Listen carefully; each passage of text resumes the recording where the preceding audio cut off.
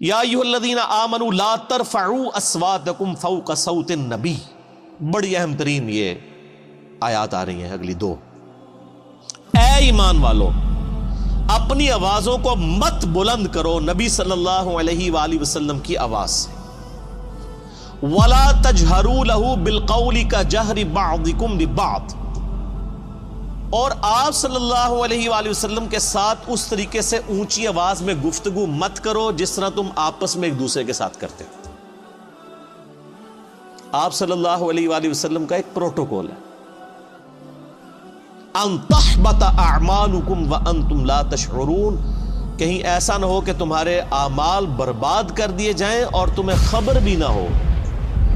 نبی علیہ السلام کی موجودگی میں آواز بلند کرنا یہ اتنا بڑا جرم اور گناہ ہے کہ اعمال بھی اکارت ہو جائیں گے اور تمہیں یہ پتہ بھی نہیں چلے گا کہ تمہارا بیڑا غرق ہو چکا ہے. اور یہ آیت آپ کو پتہ ہے کن لوگوں کے بارے میں نازل ہوئی ہیں جو اس امت کے سب سے بہترین لوگ ہیں؟ حضرت ابو بکر اور حضرت عمر رضی اللہ تعالی عنہما. یہ ان کو اللہ تعالیٰ نے دھمکی لگائی تھی. تو سر ہم اور آپ کس کھیت کی مولی ہیں سر؟ اس کے کانٹیکسٹ میں صحیح بخاری میں امام بخاری ایک حدیث لے کے آئے ہیں. اسی چیپٹر کی انہوں نے ہیڈنگ بنائی ہے، کتاب التفسیر چیپٹر میں صحیح بخاری میں، اور ایک حدیث لے کے آئے ہیں. اور حدیث کے الفاظ ہی بہت رقت انگیز ہے. عبداللہ ابن ابی ملیکہ تابعی کہتے ہیں قریب تھا کہ اس مخلوق کے دو بہترین افراد تباہ و برباد ہو جاتے، یعنی ابو بکر اور عمر. وہ تباہی کے دہانے پر پہنچ گئے تھے جب انہوں نے رسول اللہ کے حضور آپس میں گفتگو کرتے ہوئے اپنی آوازوں کو بلند کیا. رسول اللہ کے ساتھ بدتمیزی نہیں کی سر، پوائنٹ ٹو بی نوٹڈ. آپس میں گفتگو کر رہے تھے نبی علیہ السلام کی موجودگی میں. اور پھر امام بخاری نقل کیا کہ بنو تمیم کا ایک وفد آیا تھا. تو نبی علیہ السلام کی عادت تھی جب بھی کوئی قبیلہ اسلام قبول کرتا تھا نا تو اس قبیلے کا کوئی نہ کوئی امیر مقرر کر دیتے تھے تاکہ بعد میں کمیونیکیشن صرف امیر کے ساتھ، قبیلے کے سردار کے ساتھ ہو. تو حضرت عمر کا مشورہ تھا کہ ایک شخص تھا اقرا، اس کو امیر مقرر کیا. تو حضرت ابو بکر نے کہا کہ نہیں، یہ شخص اتنا مناسب نہیں ہے. یہ جو دوسرا شخص ہے نا، قعقاع بن عمرو التمیمی، یہ بہت بہادر تھا، جس کے بارے میں حضرت ابو بکر کہا کرتے تھے نا یہ 1000 بندوں پہ بھاری ہے. اسی کو خالد بن ولید کے ساتھ جنگ یرموک کے لیے بھیجا تھا، اور قادسیہ کے لیے بھی بعد میں. قعقاع بن عمرو التمیمی. تو حضرت ابوبکر کا مشورہ تھا قعقاع کو جو ہے نا یہ امیر مقرر کیا جائے. تو حضرت عمر نے کہا کہ ابوبکر آپ ہر مسئلے میں نا یعنی میرے ساتھ اختلاف کرتے ہیں، میرا مشورہ جو ہے زیادہ مناسب ہے. بس آپس میں تلخ کلامی ہو گئی. نبی علیہ السلام بیٹھے ہوئے تھے، آیات نازل ہو گئی کہ نبی کی موجودگی میں آواز بھی بلند کی نا تو بیڑا غرق ہو جائے گا. اچھا، حضور کے ساتھ کوئی بدتمیزی نہیں کی آپ کی موجودگی میں. یہ آیات نازل ہوئیں تو اس حدیث کے الفاظ ہیں کہ حضرت عبداللہ ابن زبیر کہتے ہیں یہ آیات جب نازل ہوئیں تو حضرت ابوبکر، حضرت عمر جو ہے نا یہ تو نبی علیہ السلام کے سامنے اتنی پست آواز میں بولنا شروع کر دیا کہ آپ کو آواز سنائی بھی نہیں دیتی تھی. سرگوشی میں بات کرنی شروع کر دی. ڈر گئے سر، ایمان والے ڈر جاتے ہیں نا. حضور کے ساتھ جب بات کرتے تھے تو سرگوشی میں، اور حضور صلی اللہ علیہ وسلم کہتے تھے اونچا بولو مجھے سمجھ نہیں آ رہی. یہ بخاری کے الفاظ ہیں. اتنا ڈر گئے. تو اگر نبی علیہ السلام کی موجودگی میں آواز بلند کرنے سے ابو بکر اور عمر کے اعمال برباد ہو جائیں تو نبی علیہ السلام جس بات کا حکم فرما دے اس حکم کی کو مخالفت کر دے، اس کا بیڑا غرق نہیں ہوگا. آج ہم کسی کو بتائیں کہ بخاری اور مسلم میں نماز کا طریقہ یہ لکھا ہے کہ نبی علیہ السلام رکوع میں جاتے وقت، رکوع سے اٹھتے وقت رفع الیدین کرتے تھے، اور تم بھی اسی طریقے کے اوپر نماز پڑھو. اور وہ کہ جی میرے بابا جی یہ کہتے ہیں، میرے عالم صاحب یہ کہتے ہیں، میرے ابا جی تہنج پڑھ دینے، تو اس کے اعمال بچ جائیں گے.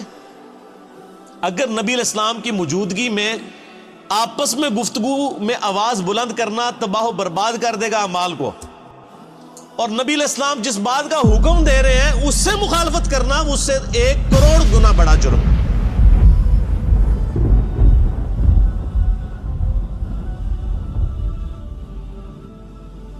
ایک چیز آپ نے حکم فرما دی، اس سے مخالفت کرنا دین میں یعنی جتنی بھی چیزیں وہ اس سے بڑا جرم ہے. اس کے اندر امپلائڈ ہے یہ چیز. یہ نہ سمجھے کہ یہ حضرت ابوبکر عمر کے لیے اور آج جناب ہماری تو خیر ہے جو مرضی کرتے رہے, ہم نے کون سا حضور کے پاس جا کے بیٹھنا ہے کہ ہماری آواز بلند ہوگی. اسی آیت کے تحت تمام محدثین اور مفسرین لکھتے آئے ہیں کہ نبی علیہ السلام کی وفات کے بعد بھی قبر رسول کے اوپر آواز بلند کرنا اسی طریقے سے گستاخی ہے جس طرح کہ اس زمانے میں نبی علیہ السلام کی موجودگی میں. حتیٰ کہ صحیح بخاری میں موجود ہے, حضرت عمر ایک دفعہ رضی اللہ تعالیٰ عنہ مسجد نبوی میں, یعنی آپ نے دو بندوں کی گفتگو اونچی آواز سے سنی, آپ نے بلایا کدھر کے رہنے والے, وہ کہنے لگے ہم طائف سے ہیں. ان کا اگر تم مدینے کے ہوتے نا تو تمہاری کٹ لگاتا میں ادھر کہ تم رسول اللہ کی مسجد میں اپنی آواز کو بلند کر رہے ہو. یعنی اتنا احترام کروایا جاتا تھا کیونکہ نبی علیہ السلام کی قبر مبارک بھی بالکل مسجد کے ساتھ ایڈجسٹنٹ, حجرہ عائشہ سلام اللہ علیہا. اسی لیے تمام مفسرین ایون ابن کثیر کو اٹھا کے دیکھیں, اسی آیت کے تحت انہوں نے لکھا ہے کہ یہ نہ سمجھے کوئی کہ نبی علیہ السلام جب تک دنیا میں موجود ہے, نہیں, آج بھی قبر رسول پہ کوئی شخص اپنی آواز بلند نہیں کر سکتا. اور آپ کو حیران کن بات بتاؤں, یہ سورۃ الحجرات کی آیات روضہ شریف کے اوپر آج بھی لکھی ہوئی ہیں. سر یہی دو آیات, آیت نمبر 2 اور 3, یہ لکھی ہوئی ہیں روضہ شریف کے اوپر, ایگزیکٹ جالیوں کے اوپر. جب حضرت ابوبکر عمر نے نبی علیہ السلام کے بارے میں اتنی احتیاط شروع کر دی نا, تو پھر اگلی آیات بھی نازل ہو گئی. ان الذین یغضون اصواتهم عند رسول اللہ, بے شک وہ لوگ جو اپنی آوازوں کو دھیما رکھتے ہیں رسول اللہ کی بارگاہ میں. اولئک الذین امتحن اللہ قلوبہم للتقوی, یہی وہ لوگ ہیں جن کے دلوں کو اللہ نے پرہیزگاری کے لیے چن لیا ہے. یعنی پرہیزگاری کا کرائٹیریا ہے تعظیم رسول صلی اللہ علیہ وآلہ وسلم. جو جتنا آپ صلی اللہ علیہ وآلہ وسلم کی عزت اور توقیر کرنے والا ہے وہ اتنا ہی متقی اور پرہیزگار ہے.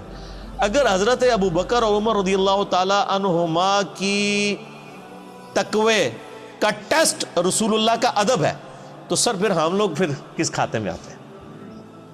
اور یہ جو کچھ آج ہو رہا ہے کہ ہم لوگوں کو کتاب و سنت سے تعلیمات بتاتے ہیں اور لوگ اپنے بابوں کے شعر پڑھنا شروع کر دیتے ہیں, بابوں کی کتابیں لے کے آ جاتے ہیں, یہ کیا گستاخانہ رسول نہیں ہے؟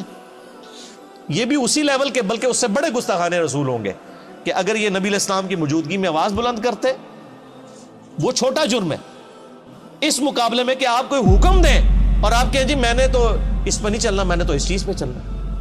بہت بڑا لمحہ فکر. اسی کے تحت بخاری میں ایک اور حدیث ہے, ایک صحابی کی نیچرلی آواز اونچی تھی.